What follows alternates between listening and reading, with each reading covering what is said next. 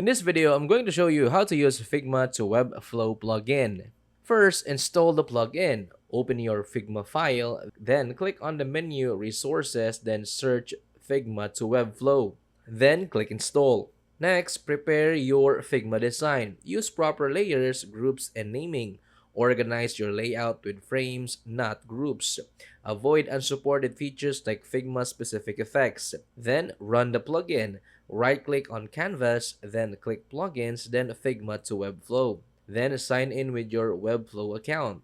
Then select Figma elements you want to export. Then export to Webflow. The plugin generates clean HTML CSS structure. Choose your Webflow project and page, then click Export to Webflow. Then finish the Webflow. Go to Webflow Design to refine styles, animations, or CMS content. And that's it. That's how to use Figma to Webflow plugin.